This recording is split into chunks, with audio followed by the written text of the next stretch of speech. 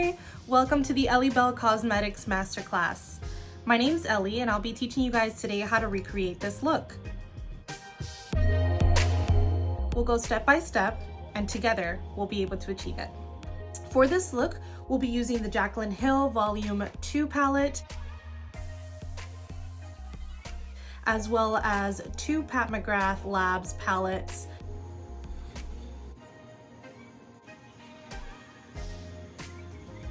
In order to complete the final look.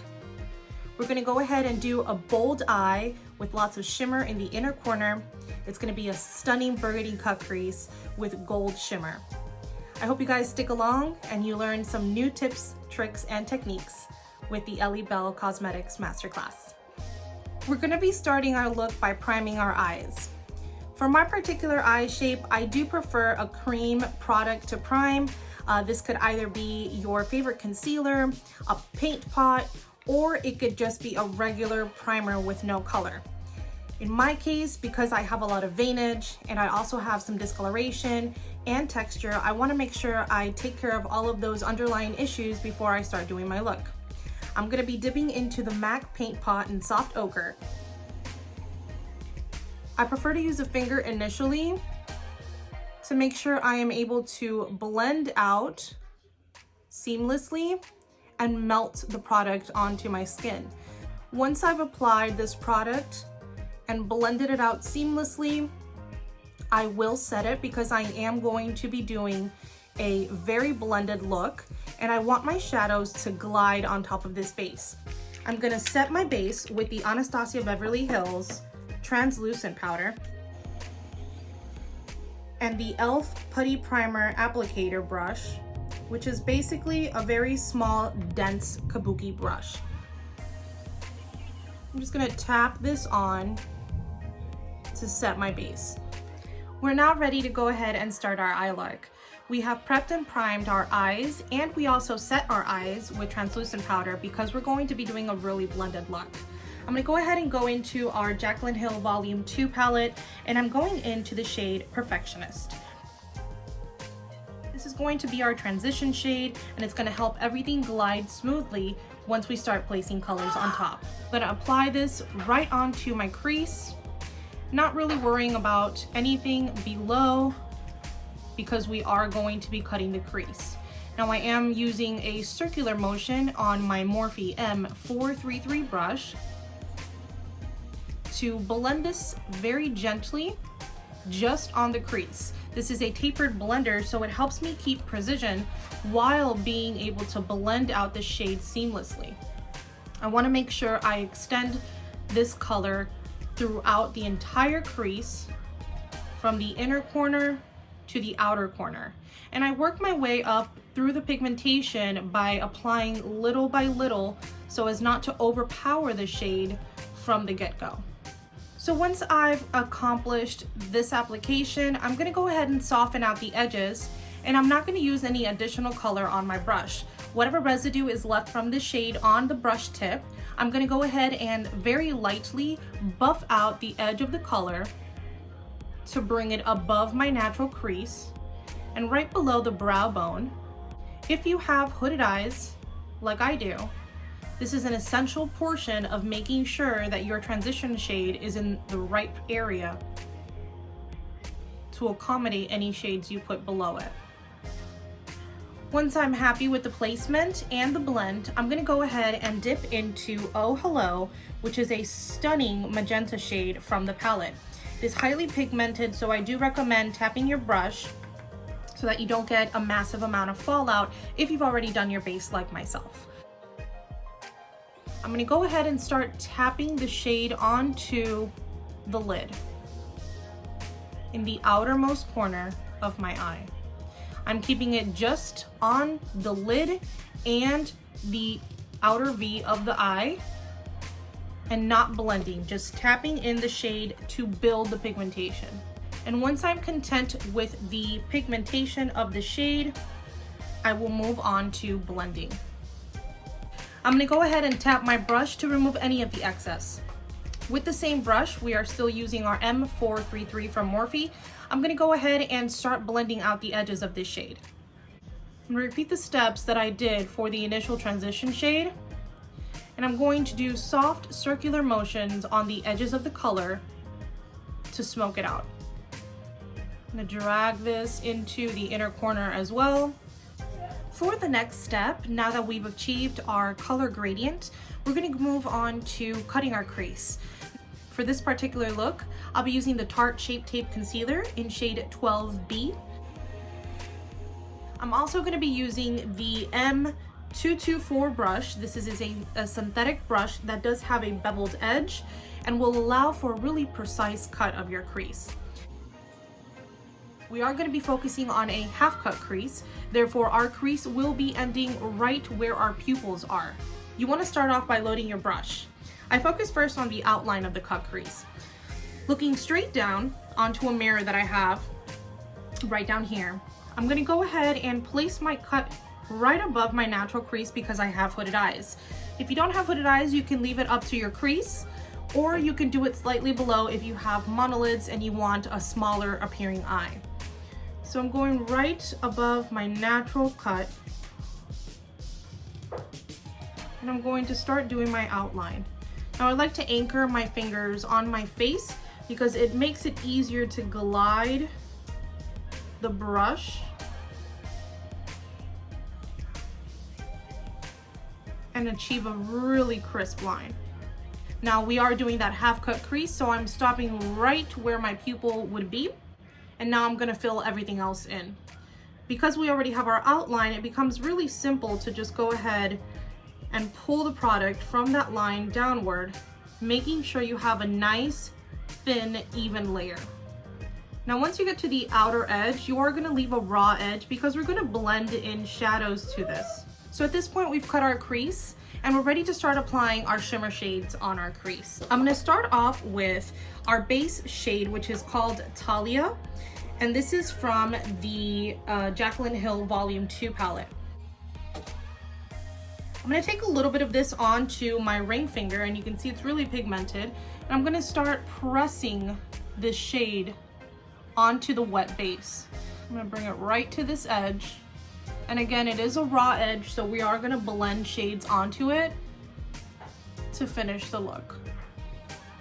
Once I'm content with the pigmentation and the coverage of our shade, I'm gonna go ahead and move on to the next step, which is of course blending this raw edge so that it looks cohesive and it creates a very beautiful soft ombre. I'm going in with the shade Crazy from the Jaclyn Hill Volume 2 palette. This again is a really pigmented shade, so you want to be really careful with application because you don't want it to fall out all over your completed base. I'm going to start by applying right on the outer V, tapping the shade in to create a highly pigmented area. And this is what we're going to distribute onto the shimmer that we have right next to it. So once I'm happy with how pigmented this is, using the same brush, I'm going to tap off all of the excess, and I'm going to grip the brush closer to the brush head, and I'm going to start wiggling the brush in between the gold and the burgundy. This will create a diffusion right on this area, which will really make a beautiful ombre between the two colors. Next up, it's time to embellish. We've accomplished this stunning gradient and we're ready to go ahead and start adding the final details to complete our look. I'm going to go in with the Pat McGrath Mothership 5, and I'm going to be using their very light shimmer shade in iridescent white to create a subtle gradient in the shimmers that we have added. I'm going to be using the ring finger to apply this shade right on the inner corner and really brighten up this gold shade that we have laid down here. I'm just going to add that dimensional look, kind of like a wet look, onto this shade. I'm taking my original brush, the M433, and I'm going to go ahead and dust just a tiny little bit of this on the brow bone as well to create a little bit of a highlight up here and tie everything together. So once we've done that, I'm gonna go ahead and dip into the Mothership palette by Pat McGrath Labs. And I'm gonna dip into their gold shade. And with their gold shade, I'm gonna go ahead and place this right where these two colors meet. Again, for dimension, just a soft gradient of these shades together. Now, in order to tie this look all together, we need to go ahead and do a very simple black liner. I do prefer to use a matte black liner, so I am going to be going into the NYX Matte Liquid Liner. I'm going to do a very thin line from the inner corner all the way to the outer edge. And then from the bottom lash line, as a guide, I'm going to create a wing, and it's going to be a fairly moderately small wing, and then bring it inward. I'm not going to create a really thick liner. I really want something to accentuate the look that we already created, which is super vibrant all on its own. I'm going to go ahead and look downward, very gently anchor my pinky on my face, and create a very thin line very close to my lash line. Now, once I've completed that line, I'm going to go ahead and dip into the product again, and I'm going to use my bottom lash line as a guide to create an obtuse angle. So I'm going to very gently just lift up following that line, and then I'm going to leave a small tail and bring the line back into my lashes. All right, guys, we're in the final stages of our look now. We're gonna go ahead and dust a little bit of our burgundy shade right underneath our lower lashes. That's gonna just tie in this outer corner into our look and create a subtle ombre effect from the outermost corner to the innermost corner. I'm going in with Oh Hello from our Jaclyn Hill Volume 2 palette. I'm gonna go ahead and tap this shade right on the lower lash line until I run out of color, and then I'm going to slowly transition into the inner corner to create that ombre effect with that very subtle gradient. Now, to finalize the look, we're going to go ahead and add some mascara as well as our lashes. I am doing strip lashes today by Beauty Creations, and this is in the style Spring Fling. So I'm just taking a spoolie and brushing through the lash, making sure that they're nice and fluffy, and I remove any of the residue that came on the lash itself. I'm going in with my Duo Quick Set adhesive for my lashes. I'm going to apply a generous coating from the outer edges throughout the middle of the lash and the other edge. And I usually like to wait about 40 seconds while my mascara is drying to apply these lashes onto my eyes. Looking downward, I'm going to take the lash and I'm going to place it on the center of my lashes, as close to the lash line as possible. Once I've anchored that, I'm going to go ahead and take the edge and anchor the outer edge to my upper lash line, and finally my inner edge to fully adhere the lash. Once your lashes are on, you're all set and your eye look is complete. You can make any other modifications that you like at this time. However, for the particular look that we recreated, this is the final outcome. All right, guys, so if you've made it this far, congratulations, you've created a stunning look. I'm so proud of you, and you should be proud of yourself too. Thank you so much for joining me for this amazing recreation.